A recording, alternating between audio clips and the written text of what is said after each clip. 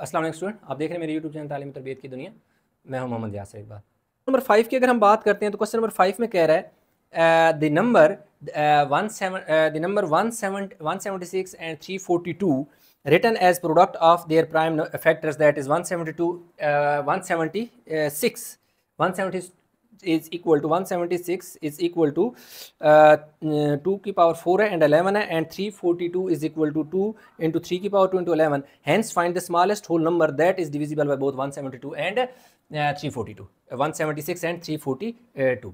अब वो ये कह रहा है कि दो नंबर हमें दे रहा है, 176 एंड 342 दे रहा है, और इनके प्राइम फैक्टर भी निकाल के दे रहा है, मतलब हमें आधा काम करके दे रहा है। हमें कह रहा है कि भाई स्मॉलेस्ट होल नंबर फाइंड करें जो डिवाइड हो 176 और 342 पे। स्मॉलेस्ट होल नंबर का मतलब है हमारे पास एलसीएम। स्मॉलेस्ट होल नंबर का मतलब है एलसीएम, ठीक है। जैसे ग्रेटेस्ट होल नंबर की बात करता था ना पिछले क्वेश्चन में, वो एचसीएफ होता था, तो इसमें एलसीएम की बात कर रहे हैं। मतलब हम एक ऐसा नंबर ढूंढेंगे जो सबसे छोटा डिजिट होगा जो 176 और 342 पे डिवाइड हो सकता है, उससे छोटा कोई डिजिट अवेलेबल नहीं होगा। उससे बड़े डिजिट बहुत सारे होंगे जिनका टेबल 176 और 342 पे जाएगा, लेकिन उस डिजिट से छोटा कोई डिजिट नहीं होगा जिसका टेबल एक वक्त में 176 और 342 पे जाए। तो इसलिए हमने लिख दिया the smallest whole number that is divisible by 176 and 342 is equal to LCM of 176 and 342 कि इस पूरी लाइन का ये मतलब है कि एलसीएम होगा किसका, 176 और 342 का एलसीएम होगा, ठीक है। तो चलें हम इसके लिख लेते हैं। 176 इक्वल टू 2 की पावर 4 है, तो मैं 2 को 4 टाइम लिखूंगा आपकी आसानी के लिए।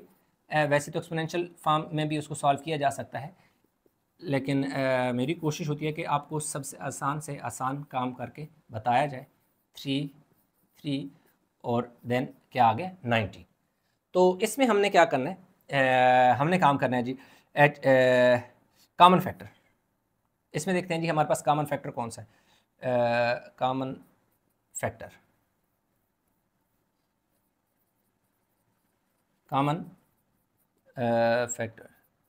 अगर हम देखें कॉमन फैक्टर्स में हमारे पास क्या आ जाएगा, 2 है, सिर्फ 2 कॉमन फैक्टर में। उसके अलावा हमारे पास कोई नहीं है कॉमन फैक्टर के अलावा, और इसमें ऐसा कोई नहीं है। फिर हमारे पास बारी आती है जी नॉन कॉमन फैक्टर की।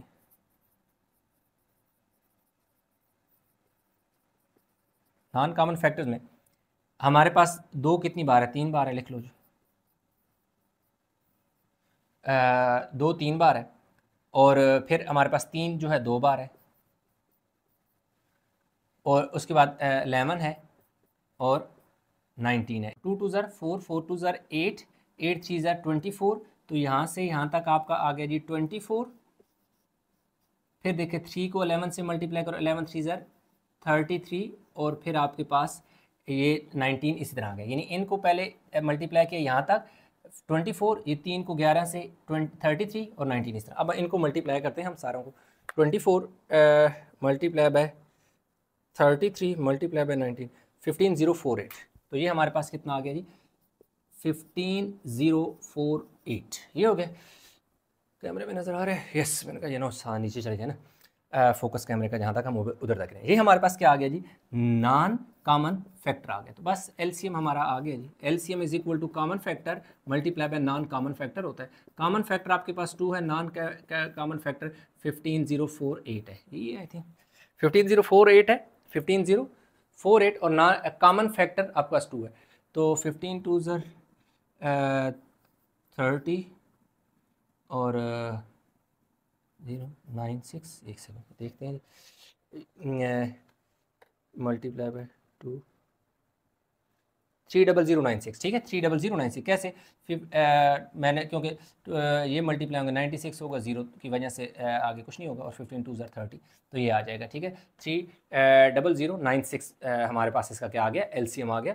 तो उसने कहा था कि भाई एलसीएम फाइंड करो, तो एलसीएम हमारे पास ये आ गया। तो the smallest whole number that is divisible by 176 and 342 is equal to, इस सारे की यही लाइन यहाँ तक, ये जो लिखी हुई है यहाँ तक लेंगे, इक्वल के बाद ये वाला 3096 लिख दें, या यहाँ पर छोड़ दें तब भी एक ही बात है, वो ज़रूरी नहीं है कि वहाँ लिखें। आपने एलसीएम मैंने मेंशन हमने लिखा था कि हम एलसीएम फाइंड करेंगे, तो एलसीएम फाइंड करना था, तो एलसीएम हो गया। तो क्वेश्चन कह रहा है find the smallest value of n, ठीक है जी, वैल्यू करो एन की फाइंड करो, सच दैट एलसीएम कह रहे हैं कि इस तरह फाइंड करो कि such that LCM such that LCM of n such that LCM of n and 15 is 45, ठीक है, such that LCM of n and 15 is 45। अब देखें यहाँ तक ये जो क्वेश्चन है, अब वो कह रहे हैं smallest find the smallest value of n, कि हमने वैल्यू फाइंड करनी है एक n की स्मॉलेस्ट यानी छोटी एक वैल्यू होगी, स्मॉलेस्ट वैल्यू होगी, और जब वो वैल्यू आप फाइंड कर लोगे n की वैल्यू, तो n की वैल्यू और 15 दो मिलकर क्या बनाएंगे 45 जो है होगा LCM। LCM is 45 such that LCM, अच्छा दो दफ़ा सच दैट LCM दो दफ़ा LCM find such that LCM of n and 15 is 45। तो इसका मतलब LCM, अभी जैसे हमने पढ़ा कि LCM होता क्या है, LCM होता है common factor into non common factor, हमने यही LCM पढ़ा। तो इसका मतलब वो ये कह रहा है कि भाई आपने LCM कितना आना चाहिए 45, ये लिखा जी 45 LCM आना चाहिए। अब कह रहा है कि किस किस का आना चाहिए, कह रहा है कि एक आपके पास 15 है और दूसरा आपके पास n है, इन दोनों 15 और n के कॉमन मल्टीपल यानी कॉमन फैक्टर और नॉन कॉमन फैक्टर का जो प्रोडक्ट है ना वो 45 आना चाहिए, ठीक हो गया। अगर हम प्राइम फैक्टर लिखें किसके जी, प्राइम फैक्टर, ये तो वैसे आपको समझाने के लिए लिखा है, ठीक है, इसको मैं मिटा देता हूँ, ये ना हो कि आप भी इसी तरह लिखें।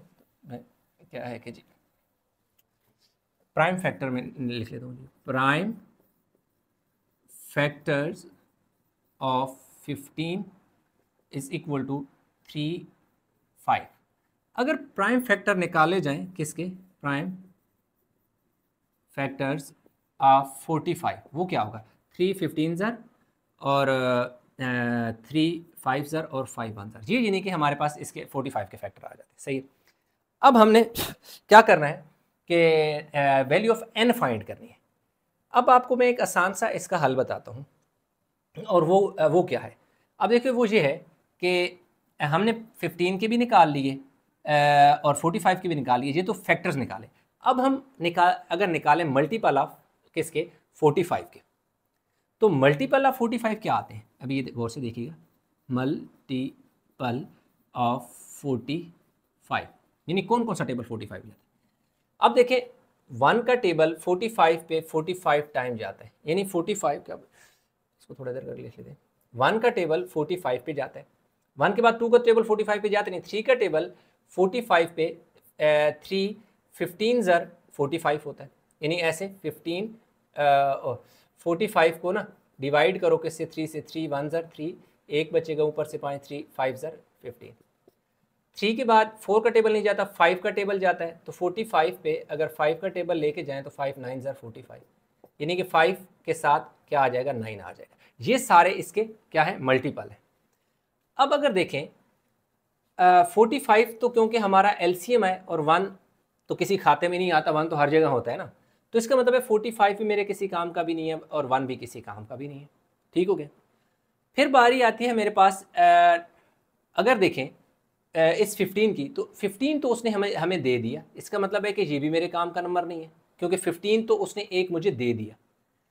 फिर हमारे पास नंबर कितने रह जाते हैं, नंबर हमारे पास रह जाते हैं 3 रह जाता है, 5 रह जाता है और 9 रह जाता है। अब अगर इस 3 5 और 9 को देखें तो ये तो 15 के फैक्टर हैं, ये देख सकते हैं 15 के 3 और 5 तो इसको 3 और 5 तो इसके फैक्टर हैं, ये तो ख़त्म हो गए, ये भी उड़ गए, तो फिर पीछे क्या बचा 9, तो इसका मतलब है मिसिंग नंबर क्या था 9, तो n की वैल्यू क्या होगी 9 होगी। तो अब देखें उसने क्या कहा था कि भाई आप क्या करें कि n का और 15 का, एक नंबर तो 15 है ना, दूसरा नंबर मैंने आपको कहा कि n होगा 9 होगा। अब 9 और 15 का जो LCM क्या होगा हमारे पास 45 होगा। तो मैं अभी देखें 15 का 9 और 15 का LCM 45 है, फाइंड करके मैं आपको बताता हूँ। ये देखिए 9 है और ये 15 है, टेस्ट कर रहा हूँ।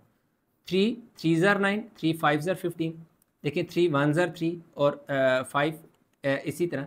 फिर देखें 5 1 और 1, तो ये देखें 3 multiply by 3 multiply by 5 is equal to कितना आता है 15 45। 3 3 ज़र 9, 9 5 ज़र 45 आ गया। एलसीएम यही होता है ना कि इन सारों को, बल्कि यहाँ पे रुक जाओ तो आपको सिखाया कि यहाँ तक रुक जाओ, ये देखो एल शेप बन जाती है और इन सारे नंबर को जब मल्टीप्लाई करते हैं 3 3 ज़र 9, 9 1 ज़र 9 और 9 5 ज़र 45, तो इसका मतलब है कि जो the value of n will be 9. LCM of 9 and 9 and 15 will be 45। इन दोनों का 9 और 15 का एलसीएम 45 होगा।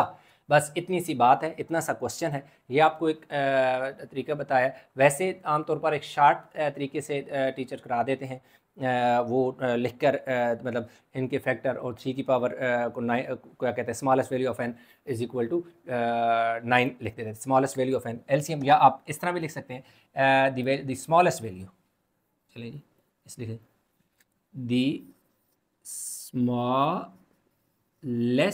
value of n will be 9 and LCM of 9 and 15 will be 45। बस इतना सा क्वेश्चन है, इतना आपने काम कर लेना है। तो आपको ये क्वेश्चन नंबर 6 जो है कंप्लीट हो गया। आई होप कोई क्वेश्चन समझ आया होगा। कोई कन्फ्यूजन है तो नीचे ज़रूर बताइए। वीडियो को लाइक करें, शेयर करें, चैनल सब्सक्राइब नहीं किया तो चैनल को जरूर सब्सक्राइब कर लें।